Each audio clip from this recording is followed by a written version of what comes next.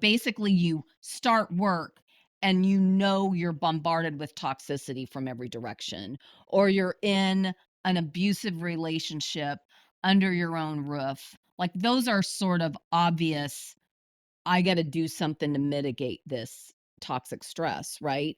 But there's a lot of toxic stress in our world that we cannot see.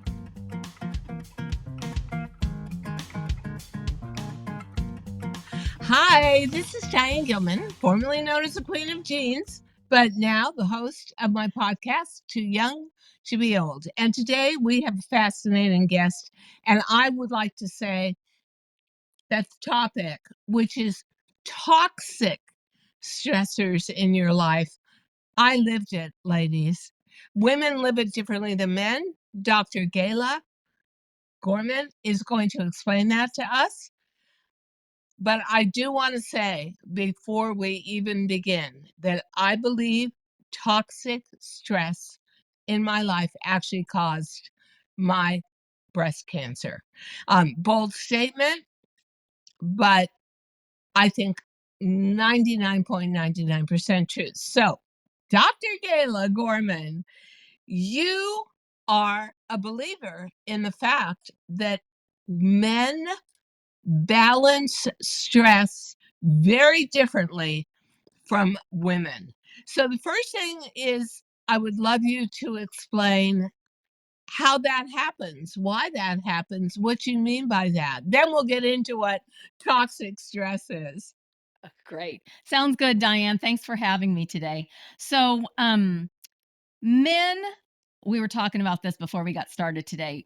Men generally, of course, you know, this is a generalization, ladies. So don't take it 100% at what I say.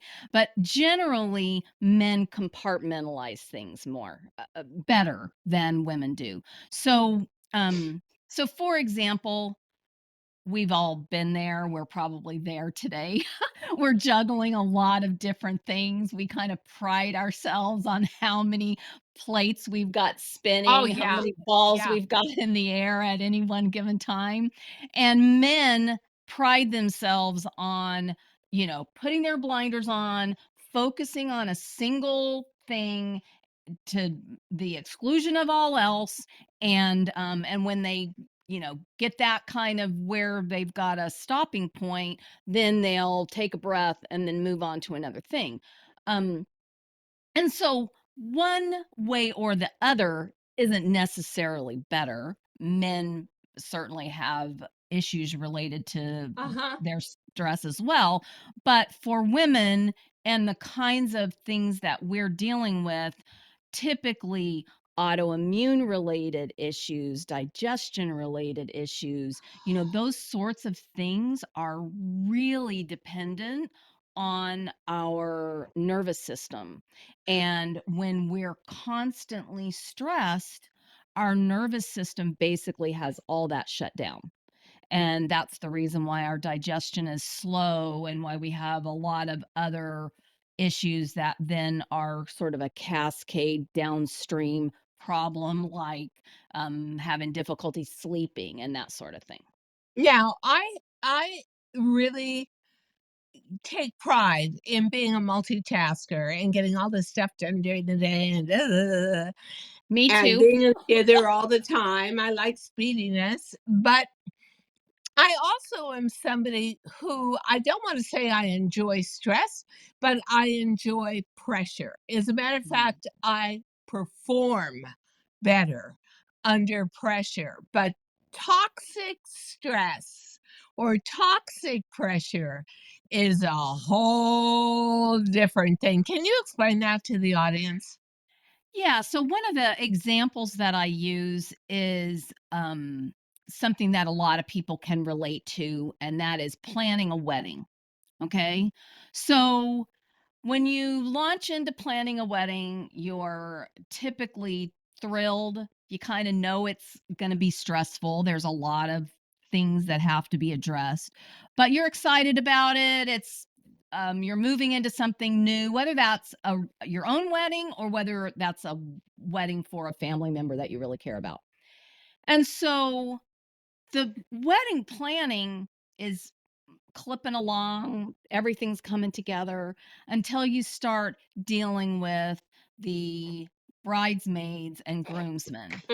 Or the family members that don't get along, or maybe you're trying to limit the guest list, Or and the what caterer. yeah, where do And you stop? yeah. What kind of food are you gonna serve? Are you and what kind of cake are you gonna have? Are you going to completely ignore everybody's opinions and desires but your own? Or are you Uh-huh. gonna start trying to take everybody's input and try to come up with something that makes everybody happy? And so what tends to happen then is by the time the wedding comes around, you're hoping that all you can do is just get through the day and head on out to the honeymoon. And that's after spending God knows how many thousands of dollars going through this ceremony that then didn't end up being a really satisfying, joyful, positive memory potentially for you. So is And that so, toxic stress? yeah, so that's an example of Okay. how something that would not normally be toxic turns toxic, right? And basically, um, w- in certain situations we don't have control over it. We were talking about this a little bit before Business we started. situations. Yeah, Yeah. so if you're in a marriage that is toxic and you feel like you're trapped for certain reasons, if you're in a work situation and you've got a job that is toxic and you feel like you're trapped, those kinds of circumstances that have you in a toxic situation, you're essentially being traumatized day in and day out. Yes. You've got to come up with strategies that will help you mitigate the damage because there is damage being done. You've got to mitigate the damage, and then you've got to do whatever you can to try to move out of that situation as quickly as possible. Yeah, which I could not. I had a Yeah. contract, and I also had But the contract had an end date, right? So you no, knew no, it the had contract did not have an ending. okay. And so, And neither does a marriage, right? And so, it's like there's no natural end point in a marriage but either. yeah, and I think the toxic stress, whether it's marriage or it's career, or it's making a fiscal move to another part of the world or the country and suddenly going, "Oh my God, why did I do this? Shoot me." I felt, and I was dealing with people. I put people into two categories: those that can convert very negative energy into positive energy for themselves to motivate themselves to create more negative energy, or the recipients of. So I was a recipient of, and these people enjoyed giving you toxic stress. They went out of their way to give it to you. There was something enjoyable about it to them. There was something in their nature that made it natural. Like, hey, who doesn't like this? What? Something must be wrong with you. And I felt for some of the emails I was sent and letters I was sent, I felt like I was drinking Drano. People say today that physically I look like a completely different human being. Very hard for me to see, but they said that my face and my body, my whole I was always like at the very edge. So I could not find any way to deal with that. And I believe that toxicity kept pouring into me, and I got breast cancer. And the only reason I really isolate that in my life is at 78 years old, which I am, the only time I have ever been in a hospital in my entire life was during that business period, um, having cancer. And I think if we can describe toxic stress and emphasize to the women listening how it's different from everyday stress. How do you think it feels? For me, it manifested itself physically in disease. It manifested itself in depression of feeling trapped. I felt trapped, like I was never going to get out. And so I'm totally happy person today, making much less money, but free. So how would you tell someone who's in a toxic relationship, a very unhappy marriage, an unhappy business partnership, where you feel you've got a contract, marriage contract, whatever, but there's no way out? What do you say to those people, Dr. Gala? So, um, I am not often the person who speaks fluff to someone. I tell Yeah, them like it is, right? yeah, And so your health is really all you have.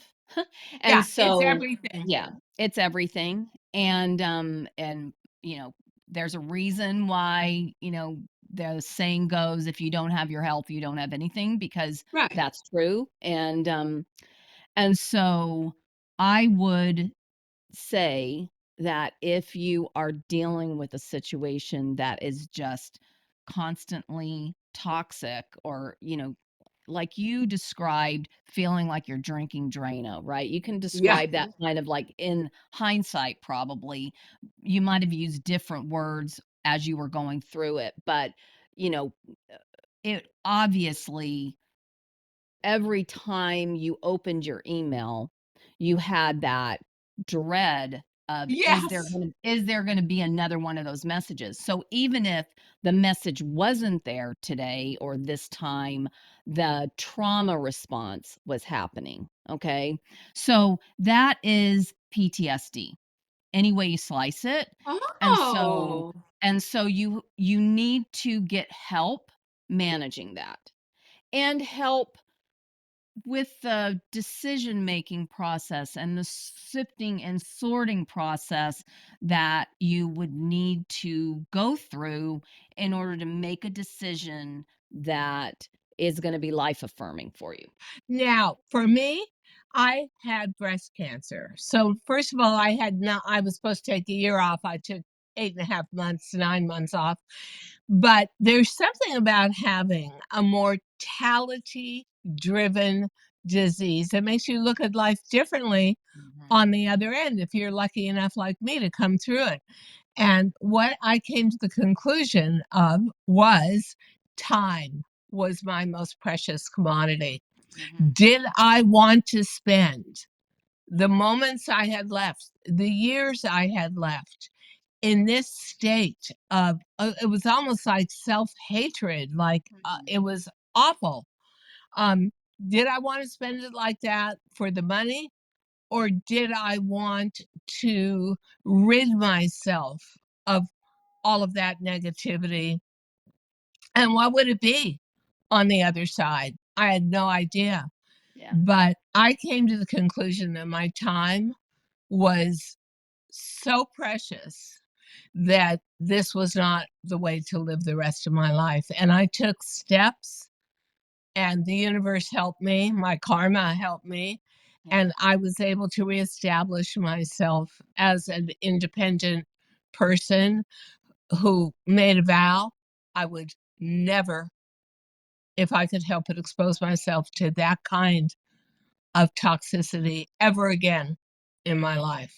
But I'm Yeah, now lucky. and now you're more aware, like you would not let it go on as long as it did the last time, and probably be more careful um in entering into a contract that would potentially trap you in a situation that you were unhappy. There's a lot less toxic situations than what you went through, or a marriage that's turned really toxic due to some form of abuse, physical, emotional, that sort of thing. There's a lot, like, there's a lower threshold actually than the extreme toxicity that you have described, Ugh. Diane. You know, there's the I'm just not happy, and I haven't been happy for a long time. A lot of people are in jobs or relationships of other some other sort that they just haven't been happy in for a really long time. And sometimes that's because you need a little help processing past trauma, reframing things, learning to just find joy in simple pleasures in life, that sort of thing. But sometimes, you really need help just um, increasing your courage and bravery to just step Yeah. out there into the unknown in the hopes of finding something that is going to be more life affirming, bring you more joy. So, I know you had to make some really significant changes and take a lot of risk in doing that, right? And now you said you've had to take a pay cut, but you're way happier and you're loving what you're doing now, right? So, Way, way yeah. happier. And And and the so real the truth was, as an artist, as a commercial artist, fashion designer, um, for me, I was never really in it for the money. I was in it for the craft. I was in it for the satisfaction of doing a great job. I was in it for coming up with ideas that made women, and finally my generation of women, really feel better about themselves. So my meaning kept expanding, but the people I had aligned myself with for money, quite frankly, they did not believe in my message. They didn't believe in any kind of messages like that. yeah, It it's was, fascinating, isn't it? Because you yeah, said that you really had to get back to kind of your roots and say, "Why am I even doing this?" Right? yeah, oh yeah, And realizing that you weren't doing it for the money. Although once the money started coming, then it was a little enticing. You don't want to walk away from it, right? So, so that's a challenging thing. It happens in relationships as well, and it's a lot of times it's that the male is the larger wage earner, but that's not always the case. And in any way, shape, or form, if you divorce someone, whether it's a business partnership or personal relationship partnership, you know, splitting up those finances is challenging totally. and requires you to just sort of accept that there's going to be a resetting period and you're going to have to find your way through it and figure out, what your new normal is, if you will. And So, and it's so interesting because of my age, coupled into the cancer and sort of a reawakening of my spiritual being, and being in a total state of gratitude about having my life saved.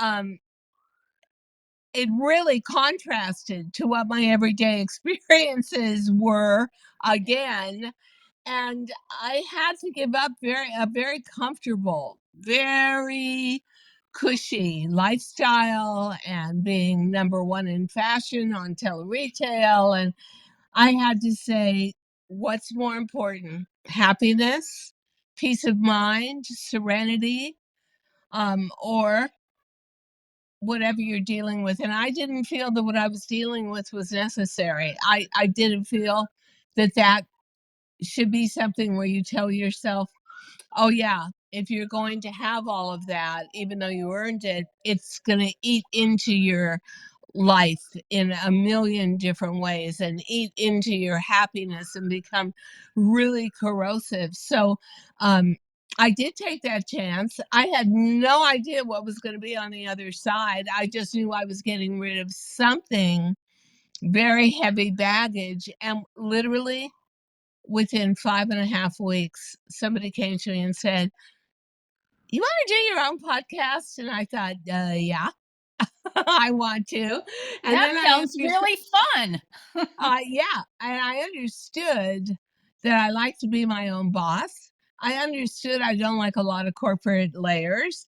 I understood I wanted to give a broader message. So sometimes by giving something up, even though you're used to it, and you can get really used to being unhappy and tell yourself that that's the new happy, Mhm. you will likely find on that other side that there's a whole world waiting for you. It's unbelievable how much better I feel. So I want to ask you a question. You say we've got to manage the toxic stretchers threatening your superwoman status. What is superwoman? So, Superwoman is the woman basically that is tasked to save the world, right? And That's maybe not me. even tasked to save the world. She raises her hand and says, I can do it. I can I'm save the doing world, it. right? Yeah, Yeah. right. Just count on me. I got this. I've already got a full plate with 87 other things I'm juggling, but the world needs to be saved. Count me in. I'm there for you. I'm And all there. so, I'm all yeah. in.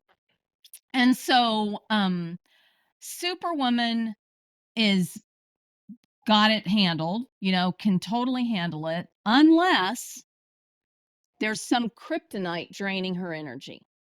And so when you think about how the kryptonite plays out in this super human world, kryptonite's never just sitting out in the middle of the dining room table, right?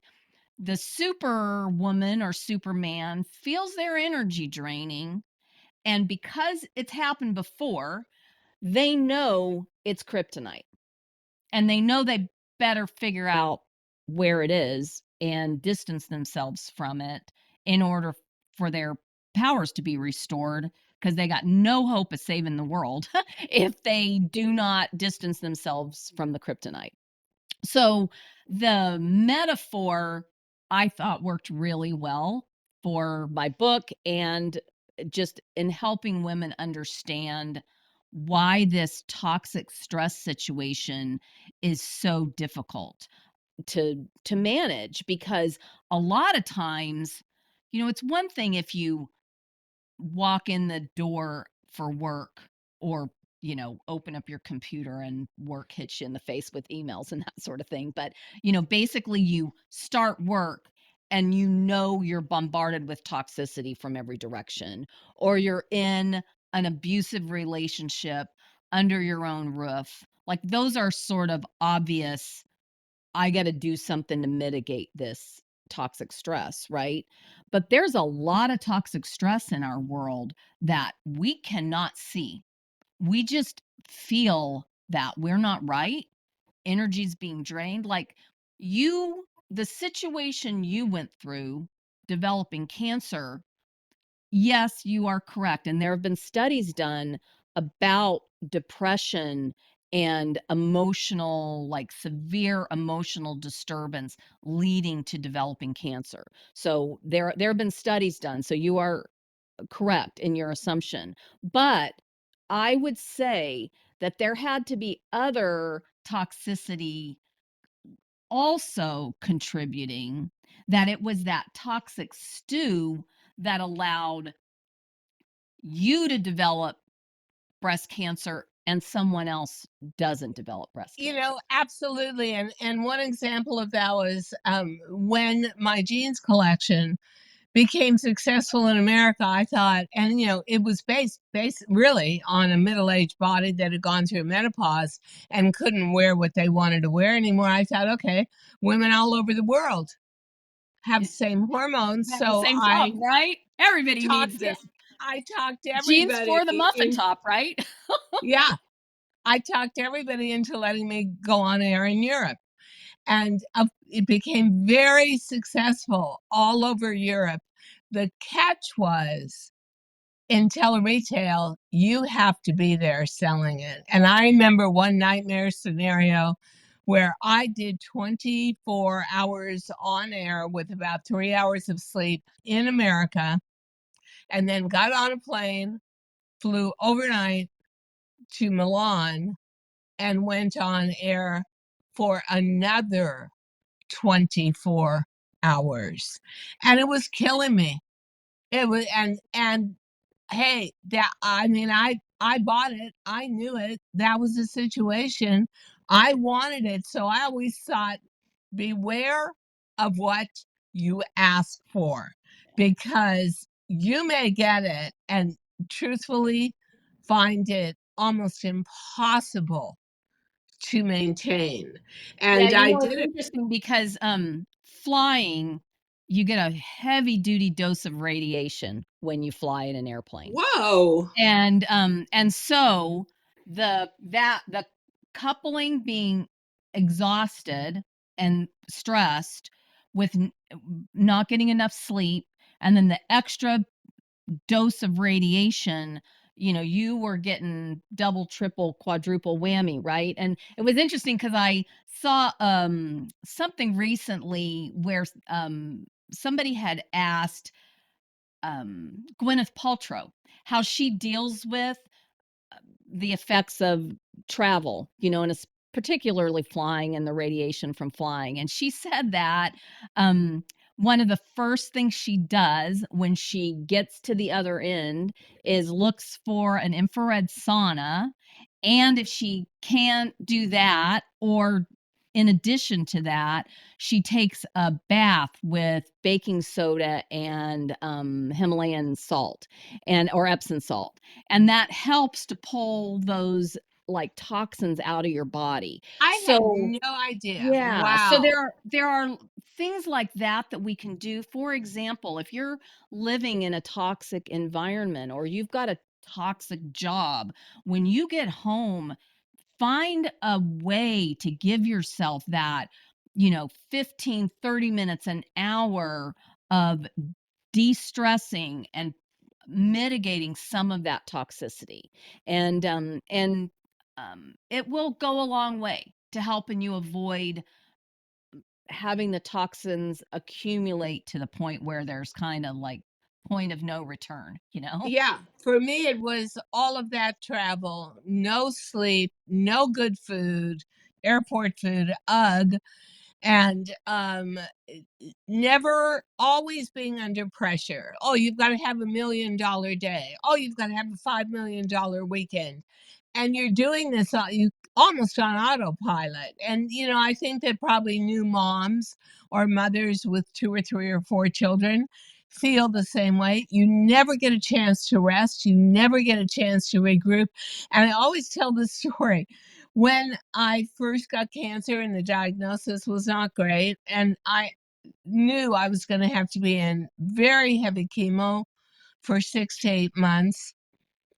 I remember saying to my audience, I've got a new job, saving my life. So I'm going to step back. So, number one, there's that stress. Nothing could be quite as stressful as getting a cancer diagnosis. But I thought to myself, oh my God, this is what people do that don't work. They actually get to sit home. They get to watch their favorite soap opera.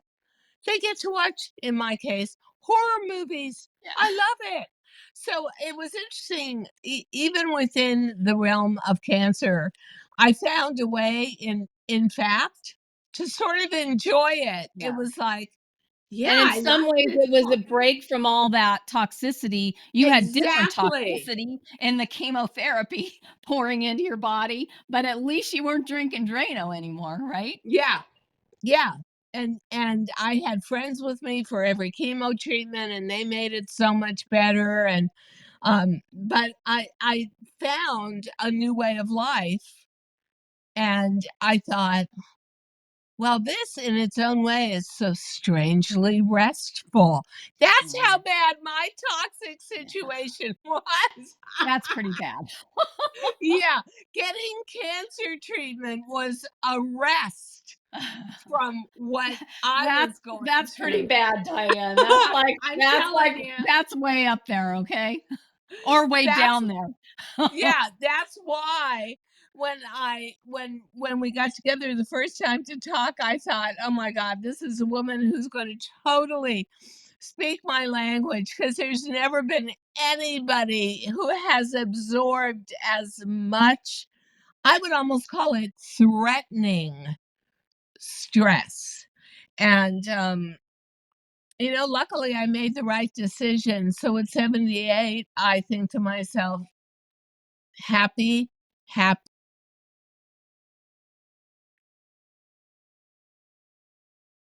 Okay. So as a final question, Dr. Gala Gorman, what kind of advice would you give to women who are in that sort of toxic, stressful situation? And I think that one of the real and sadly enough, but truthfully toxic relationships is what is happening now with the preponderance of gray divorce. And gray divorce cannot be much different from my attitude, which was, yeah, the situation I'm in is barely livable, but do you really want to do this with however much life you've got left? What would you say? Yeah, it's really interesting because, I was gonna point that out earlier that there is a undeniable movement amongst older women now who said, "I don't wanna die next to this guy." Like, Yeah. I want something even if I've only got another 10 or so years to live, I wanna enjoy it, and I'm not enjoying it with in a relationship with this person. And so, I would encourage you, if you're in that position, to try a little marriage counseling if you can get them to do that, before you just completely throw in the towel. But the most important thing that I encourage people to do in my book is to become their own PCP, and that's primary care person. If you're not your own primary care person, there nobody else is going to do that job, you know? Like once you were past your mom's care when you were growing up, you were on your own as your primary care Yeah. person. And a lot of times we just put ourselves way down that list of Oh, priorities for yeah, totally. for who Totally. gets taken care of. And so when you feel that that you are not being cared for in a situation, you're going to have to be willing to honestly piss people off and say, I'm taking some time for myself in whatever way that is. And a lot of times finding a counselor that can help to kind of coach you in how to do that in a way that is loving. You know, we want to feel like we're not pouring toxicity into other people as we're trying to reduce the Ah, toxicity in our own lives, right? that's so And important. so get some help figuring out how to do that. When you're changing how the dynamics of relationships, that can be unsettling for the people you're in relationship with, and that's whether it's your home relationships, your relationships with your kids, your relationships with your friends, or your relationships at work. You know, any relationships in our world, we've kind of established a ritual for this is how I am in relationship with you. And if you find that you need to alter that to take better care of yourself, just know that that it'll be hard for the other person to adjust as well. And sometimes if they just put their foot down and say, "No, you can't change," they won't say it in those words. But if basically they say, "No, you can't change," you're going to need some help to work through that and figure out how you're going to manage the change that is going to be required whether they like it or not.